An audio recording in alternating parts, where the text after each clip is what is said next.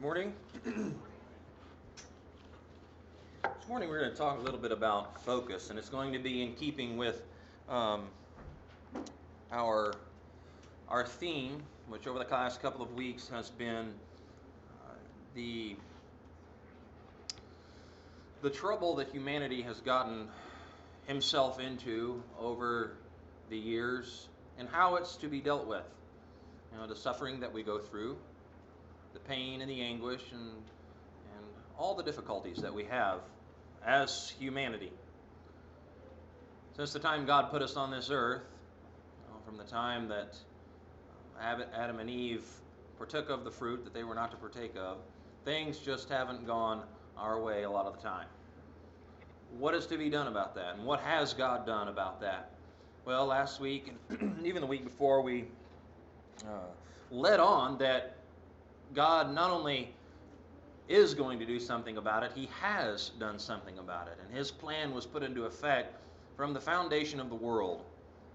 And that He would send and slay His own Son in order that we might have life eternal. And before we get into it this morning, we're going to talk just a little bit about what is Christianity all about. Because those are the questions that you are going to have to answer. See, a lot of us in this room, we are ready to say, when someone asks, what are we to do about the injustice in our lives? We're ready to say, well, God's doing something about it. But there are more questions yet to answer for the person who is unchurched, for the person who doesn't know who God is, the person who has never been really introduced to the Messiah, the Christ. And those are the types of questions that, of course, we need to answer. And as Peter put it, we need to be ready to give an answer to every man that asks the reason of the hope that was within us with meekness and fear. And as Christians, we're ready to do that. We don't have to be forced, do we, in order to have those answers. We're ready to have those. So, Christianity, what is it about? Well, begin with, we're going to talk about what it's not about.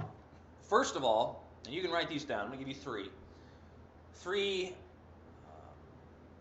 statements that tell us what Christianity is not about, because you got to get this out of the way. And for some of us, we may be even confused on some of these things. You got to get these out of the way, what it's not, in order to understand really what it is. Because years and years of being ingrained with what Christianity is, falsely, have really dampened our ability to understand not just Christianity and what it's all about, but it really dampens our understanding on God and who He is. So all these preconceived ideas and notions, well, let's get rid of a couple of them here before we get into the heart of things. First of all, Christianity is not about, and there will be a ... ellipsis after that statement 3 times. Christianity is not about Jesus offering a wonderful moral example. Okay? It's not about Jesus offering a wonderful moral example, as if we needed to see a perfect life so that we could copy it. And this is the big one, because this is one that we all really think that that's what Christianity is about. Or a lot of people do anyway. Like, well, Jesus came to show us how to live so that we can be like that so we can go to heaven one day. If that had been the case, or if that had been Jesus' main purpose, we could certainly say that it had some effect, because I have seen and I've noticed that as people try to copy or imitate the example of the Christ, that their lives have been changed. Haven't you seen that before? That I want to be like Jesus, and so I implement certain actions in my life. I change certain behaviors or characteristics about myself. And so certain things change, and I actually become a better moral person. But eventually we notice that it's all for naught, don't we? Eventually we notice that we can't live up to that sacrifice. And so His purpose for coming and living sinlessly, perfect, could not have been for me to be just like that, or to imitate that sinlessly perfect life. It had to be something else. Another reason why He came and did that. Trying to be like Jesus, honorable, I would never put anybody down for it. But may also cause some depression. Now, why would that be? Let me think about that for a minute. Why would trying to be like Jesus, and let's say that you were a person who was a perfectionist, and you don't take no for an answer, and you try harder at most things than other people do, you are willing to fail more often than most people are willing to fail, so you try and try and try deeper into a project before giving up, more so than other people would. Let's say you're that individual and you set out to be just like Jesus. How's it going to end up for you? Well, friends, it's going to end up in depression. Why is that? Because you are not going to get there. We might as well get that through our heads. It's not going to happen. When I watch Phil Mickelson, and some of you probably don't even know who that is, I'll give it a couple more. Jack Nicklaus. Baseball players, George Brett, Babe Ruth, or I could think of some scientists for those of you who are more cerebral in form. Fibonacci, all right? Incidentally, do you think that when God was creating the universe and all of that, he knew that guy's name, right? Somebody's going to come up with this. His name's Fibonacci. God approves of the title. Right. I just think that's funny. But when you think of someone, a great mind, or a great swinger of a baseball bat, or a great football player, when I look at those people, as I am past 30 now, I don't strive to be like them. Okay? I don't, in my mind, think, well, one of these days, if I work hard enough, I'm going to be able to swing a golf club like Phil Mickelson. All that's going to do is depress me. But what it does do is it gives me an appreciation, as I do watch him, for just how good he is. Now, on a much grander scale, as we look into the Scriptures and look at the Christ, and just how marvelous he was in character, in word, in deed, in behavior, in obedience, and all of those different facets of life where we mess up a lot, I look at that and I don't think to myself, well, I need to be more like that. I think, what an amazing God. He must have been the Son of the living God. So, Christianity is not about Jesus offering a wonderful moral example. It is also not about Jesus offering or demonstrating or even reestablishing a new route by which we can all get to heaven. Okay? And the key word in there is new. God, from the beginning of time, as we've already discussed, is and has been, and I'll use this phrase, seeing to it that we get to heaven, okay? He wants us to be with him for eternity. But Jesus' main purpose was not to come onto the scene and say, here's a new way, as if to say, everybody follow me so that you can get to heaven. That was not his purpose. Now, our actions do have lasting consequences. I'm not arguing that. Whether or not one accepts Jesus in his life also has lasting consequences. But to say that the main purpose of Christianity was for Jesus to come and establish a new way for people to get to heaven takes our focus off of what it's all about, what it's truly all about. And we're going to get there. That's number 2. Number 3, Christianity is not about giving the world fresh teaching about God himself. See, when Christianity came on, there's this whole new ball of doctrine that all of us need to learn. God needed to get us told as to how it really was. And that's what Christianity is all about. That's why Jesus came and gave the Sermon on the Mount and blew everybody's minds with stuff that they'd never heard before. Christianity is not about a new ball of doctrine. The, I guess you would say, need that the Christian faith answers is not so much that we are ignorant and that we're in need of more information, guys. If you really get down to it, it's not the case that you need more information. You just need to respond to the stuff you already have heard. Right? The need that Christianity answers is one of being lost. The need that Christianity answers is one that we are dying, that we are stuck, and we are in need of new life, not new information. We're in need to respond to the things that we already know.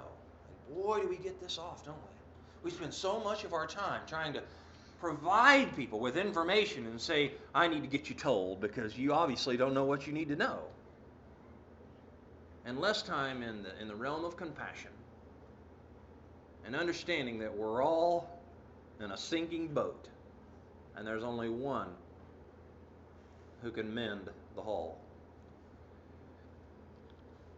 Christianity is not about those three things. Now, you may be able to think of some more. But here's the main thought. Here is my Christianity is all about statement, okay, that you've been waiting for. It's all about the belief in God, in the living God, in fulfillment of His promises, that He has accomplished His will via the finding, the saving, and the giving of new life in Jesus. And I'm going to read that again.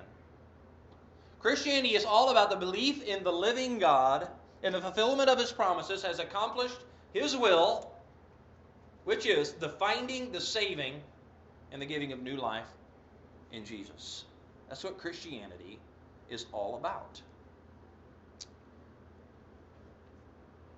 And then we respond. I want you to look at Hebrews chapter 1. We're going to look at a few scriptures here this morning. Hebrews chapter 1, verses 2 and 3. Get your Bibles there.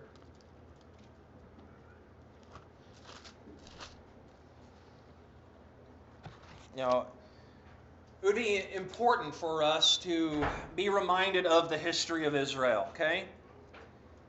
The people of God, the chosen of God. A people through whom He would bring the line of grace. And as we go through, which we obviously don't have time for, beginning with Abraham and the promise that was given to Abraham. God told Abraham that He would make His name great, and that His offspring would be like numbering the stars. And He promised Abraham. And from that promise stemmed a line of providence that could not have been by chance. God, through man, brought a Messiah. He brought the Christ. So many prophesied and said that it was going to happen. Not vague prophecies, not prophecies without detail, but prophecies full of substance, right? Where He would be born, when He would be born, how He would be born, who He would be, what His name would be, and His purpose. All of those things fulfilled to the letter, prophesied by men in the Old Testament and what we know as the Old Testament. Via the time of the nation of Israel, prophecies. When things were good for them, prophecies. When things were bad for them, when they were in captivity in Babylon, prophecies that the Messiah was coming, that God would fulfill His plan through one. Hebrews chapter 1, verse 1. God, who at sundry times in a diverse manner spake in times past unto the fathers by the prophets. What was He telling them? That Jesus was coming. The Messiah was coming. But in verse 2 it says, in these last days, He has spoken unto us by His Son. The one that the prophets spoke about is here. The promise has been fulfilled. He's here. The resurrection rescue is in place and it is in full force. God has put it into motion. Whom He hath appointed heir of all things, by whom He also made the worlds. Think about that. And of all the cries, the echo of pain and torment and unfairness in the world, God has began the rescue mission. And through whom has He began it? Well, it's Jesus, the Messiah. Acts chapter 17, verse 31. You know this verse well. Acts 17, verse 1. Or verse 31, I'm sorry. Paul, in one of his more well-known sermons,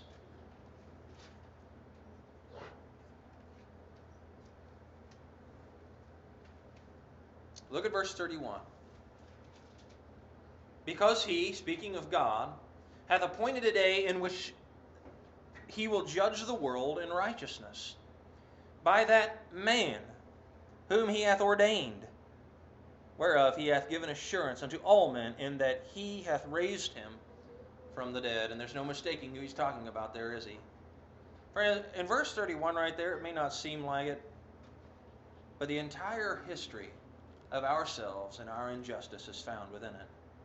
God's plan to redeem mankind from the pain and the suffering of sin is found right there in that verse.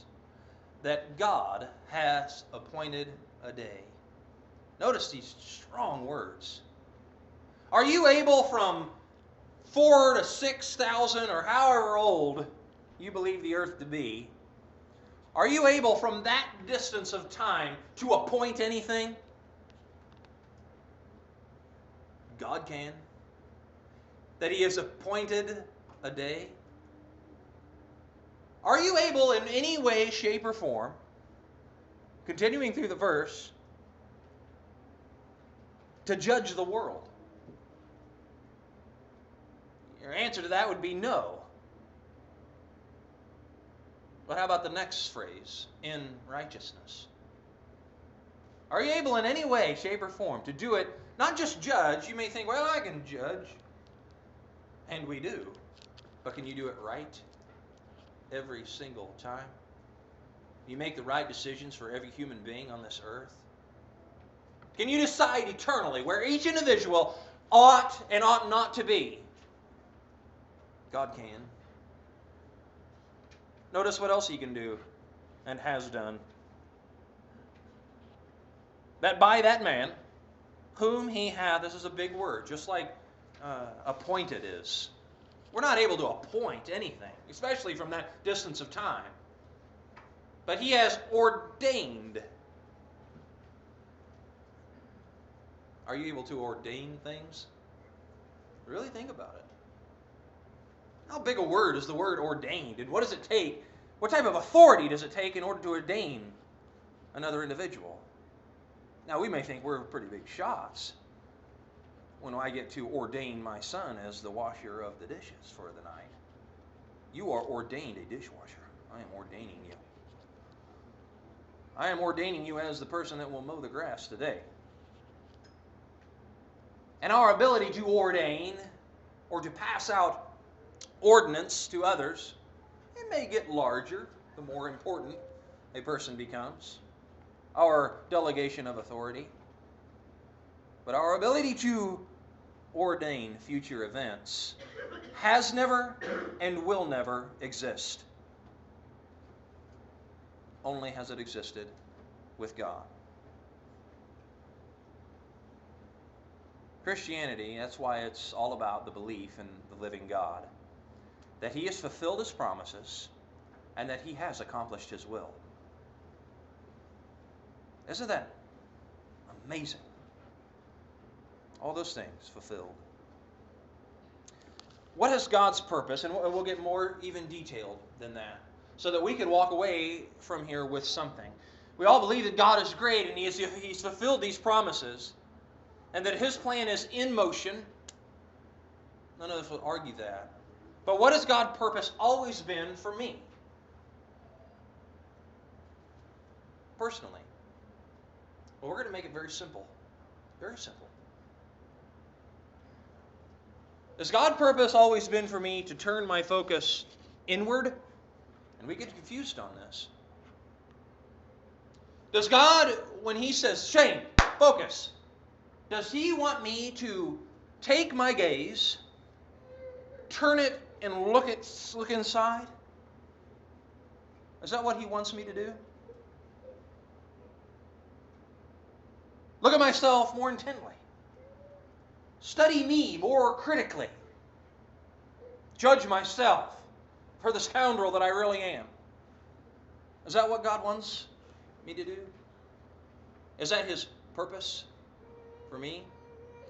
Or is God's intention, and this is the alternative, always been to turn our focus back to Him?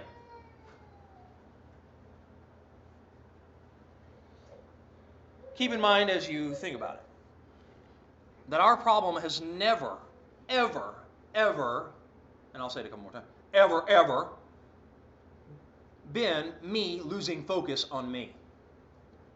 Well, I just haven't taken the time to pay attention to myself lately. Have you done that? No. Because it seems to be that me is always most important to me. So God's purpose, His desire for us has never been, hey, look inward, be critical. Man's problem has always been himself. My problem has always been me focusing on God, not me focusing on me. All me focusing on me does is get me into more trouble, drive me further away from the Creator and His purpose. But you know what? God calling our focus toward Him is what He did with the Christ. Through all of Israel's history, God worked miracle after miracle. He stepped in time after time. I mean, think of the period of the judges, 15 of them. They're up, they're down, they're up, they're down, they're up to down. But God steps in. He was with them through 40 years wandering in the wilderness. Feeding them, they didn't feed themselves. They were sustained by the Creator.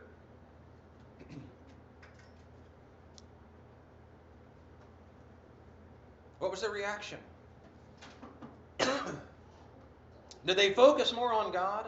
And so God has spent all this time trying to get us to focus our attention on Him. I am the God of Abraham, Isaac, and Jacob. Who should I tell them sent me?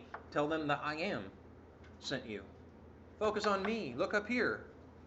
So finally, His plan was implemented. The ultimate focal point was dealt when He sent His only begotten Son. Friends, that's as good as it gets. That's as deep as it gets. That's the most love that you can show anyone. The best way you can gather attention from anybody, friends, you can't get a better way than to send your only begotten Son to die at the hands of those who hate Him. That's what God has done in the Christ. Matthew chapter 14, beginning in verse 22, and I'm going to try to read through this. But starting the old cough thing. Matthew 14, verse 22. You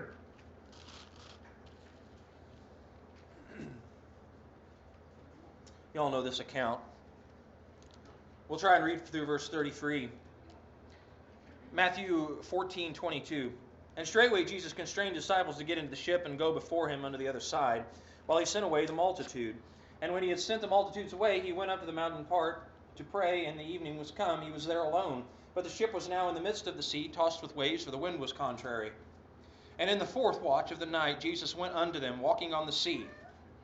Impressive enough, right? And when the disciples saw him walking on the sea, they were troubled, saying in the spirit, saying, It's a spirit, and they cried out for fear. But straightway Jesus spake unto them, saying, Be of good cheer, it is I, be not afraid. And Peter answered him, and said, Lord, be it thou bid me come unto thee on the water. And he said, Come. And when Peter was come down out of the ship, he walked on the water to go to Jesus. But when he saw the wind boisterous, and he was afraid, and beginning to sink, he cried, saying, Lord, save me. And immediately Jesus stretched out his hand and caught him, and said unto him, O thou of little faith, wherefore didst thou doubt? And when they were come into the ship, the wind ceased. Then they that were in the ship came and worshipped him, saying, Of a truth, thou art the Son of God. Are you equating that to what we've been talking about? Just that situation? That God in all His glory has come to us And what happened with Peter?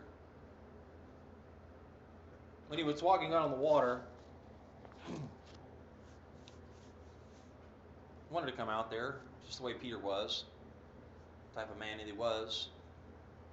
When he came out and he began to sink, did Jesus say, Peter, focus inward. Think about who you are. Be critical of yourself. Why did Peter start to sink? Because he started looking at the waves. How big they started to get. The wind started getting crazy. And he lost focus of who? Of Jesus. Why do you think he came out on the water in the first place? He could have took a boat. Focus. Focus on me.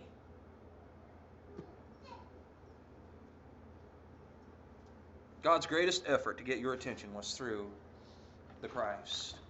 He wants your focus off of you and on to Him. Bottom line. Focus on me.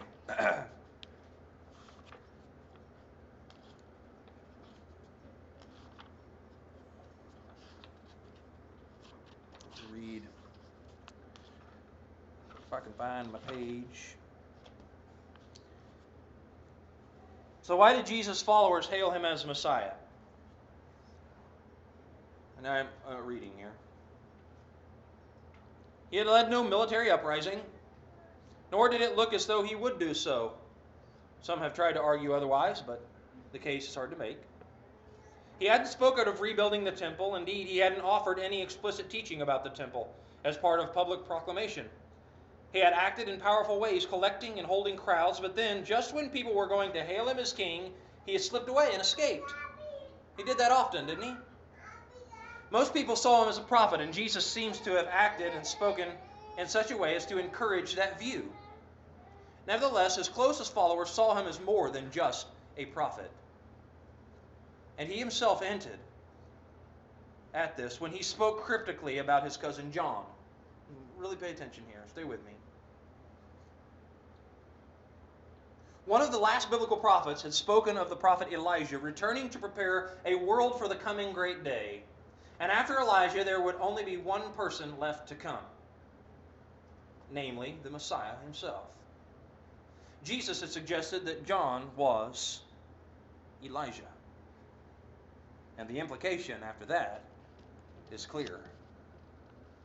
Look at Matthew chapter 11, verse 9. This will be our last verse.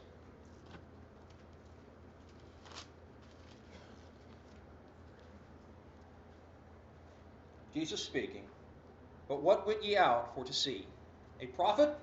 Yea, I say to you, more than a prophet.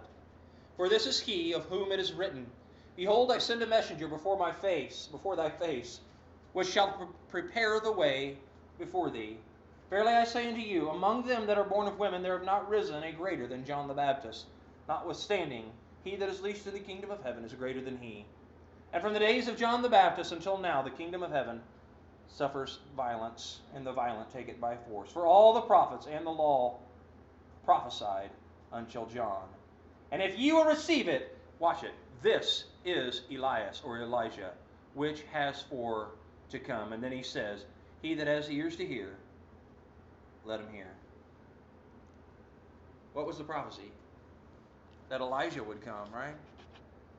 So those who didn't have the ears to hear, they would have been, oh, Elijah's dead. But so many saw John in that light, and Jesus equated that. So if the Messiah would come